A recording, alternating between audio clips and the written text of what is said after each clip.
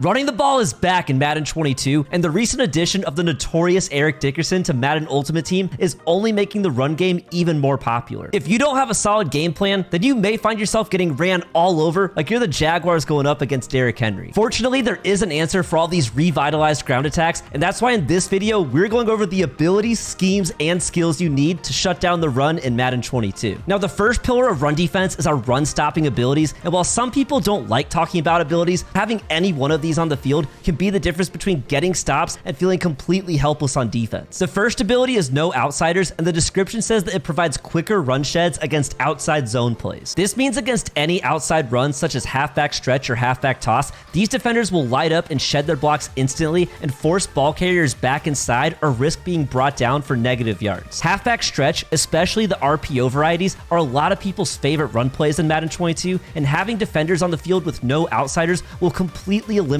those plays from your opponent's offense. The next ability is Out My Way, and the description says that it provides dominant impact block wins versus wide receivers, halfbacks, and tight ends. This is an ability to put on your user, and if you find yourself face to face with one of the position groups listed in the description, you're gonna basically run straight through them as if they weren't even there. This is especially powerful against outside run plays, and it can force your opponent to completely rethink their run scheme when their wide receivers and tight ends are incapable of blocking your user. Next on the list is Secure Tackler, and the description says that it provides a higher success rate on conservative tackles. The description can be a tad misleading, and it really means that your player will have a high chance of bringing down the ball carrier on any non-hit stick tackle, which includes normal and diving tackles. The ability is extremely useful when you're going up against powerful running backs like Derrick Henry or out-of-position Vita Vea, who rely on breaking tackles to rack up yards. However, it's important to remember that since the ability doesn't apply to hit stick tackles, you need to train yourself to not always go for the big hits, and you might find it easier to just simply click off of your defender before he makes the tackle. Finally, my favorite run-stopping ability is Inside Stuff, and the description says that it provides quicker run sheds against inside zone plays. Inside Stuff lights up on seemingly any run between the tackles, and it's actually been made even stronger over the course of Madden 22. The way it used to work, double teaming a player with Inside Stuff was a guaranteed way to prevent the ability from lighting up, but at some point during the year, it started lighting up even when double teamed, basically eliminating a player's ability to run the ball inside. Now, moving on from abilities, the second pillar of run defense is scheme. Now, when it comes to scheme, first we'll talk about the conceptual side of how different coverage types play the run in different ways. Then we'll talk about the important concept of weak box. And finally, I'll show you guys my favorite gap shoot setup for getting into the backfield instantly. When it comes to the conceptual side, the first thing you need to know is that when you're on defense, on every play, you can hold down the left trigger or L2 to bring up your play art, and then press B or circle to see your team's defensive assignments for run plays going to the right, or press X or square to see your team's defensive assignments for run plays going to the left. This is super important to understand because as you look at the run fits for different plays, you'll start to notice that some plays have way more defenders in run defense assignments than others, and those are the plays we want to call if we think there's a high likelihood that our opponent is running. For example, in cover 2 man, the outside cornerbacks often don't have any run assignments, and on a run play,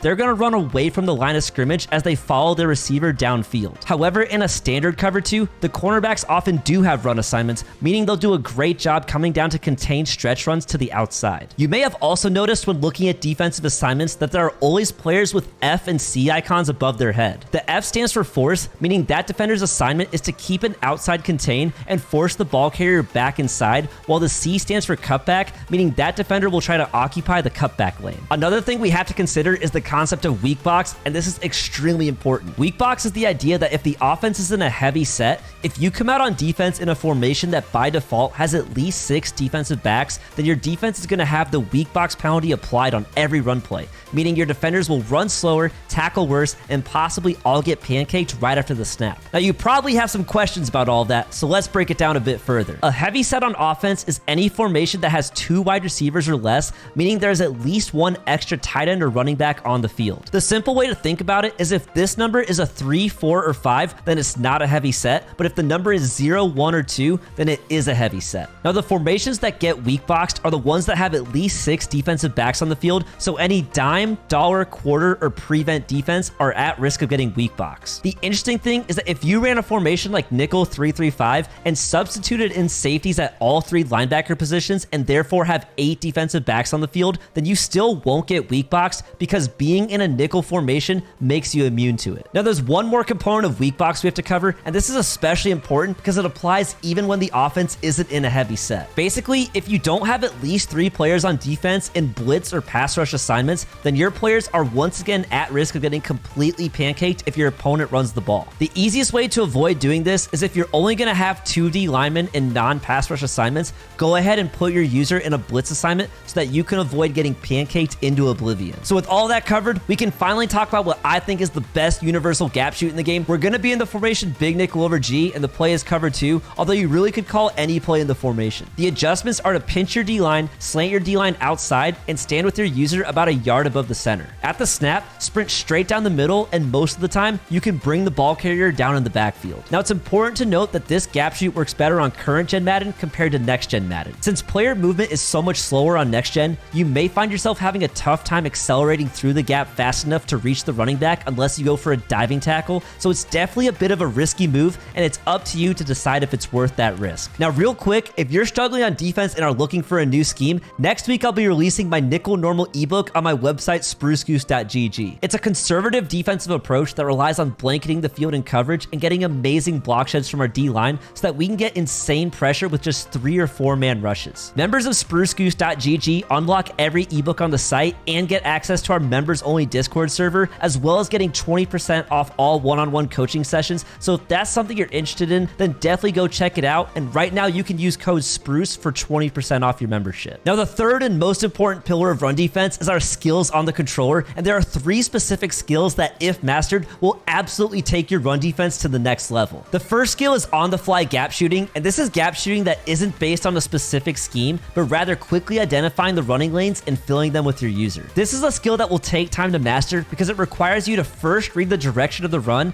and then watch how the blocks develop. It's not an exact science, and over time your instincts will improve, but this is how the best players stop the run without having to design a specific gap shoot for every play. The second skill is the click on and dive, and this is another one that will take a bit of practice. The best time to use this is when your user gets blocked or caught up in the wash and it becomes clear that you're not going to be getting near the ball carrier anytime soon. That doesn't mean we can't play run defense, however, because by pressing B or circle, we can click onto the defender nearest to the ball carrier, and now we're back in the middle of the action. While you don't have to dive every time you click on, it can be extremely powerful because you can quickly close the gap between yourself and the ball carrier, and sometimes if you time it right, you can even dive straight through AI blockers to make the tackle. The third skill for improving your run defense is actually a game mechanic that a lot of people don't know about, and that is clicking in on the right stick. To hopefully avoid confusion, I'm referring to clicking the right stick straight into the controller, also known as the R3 button. Some of you already know that on passing plays, clicking in on the right stick will send the closest defender after the quarterback, which can have huge impact on plays where the quarterback gets outside the pocket. What a lot of people don't know is that this mechanic also applies to run plays, meaning as your opponent is handing the ball off, you can click in on the right stick to send the closest defender who isn't already in a run fit. This can be an absolute game changer because it allows you to instantly tell a safety who would otherwise be dropping back until after the handoff to go in and commit to stopping the run. This basically gives you an extra defender in run defense, and that can make all the difference between giving up a touchdown and shutting down the run for no gain. And now that you know how to stop the run, for a breakdown of one of the most popular defensive schemes in Madden 22, definitely go check out my free nickel 335 wide ebook in under 6 minutes.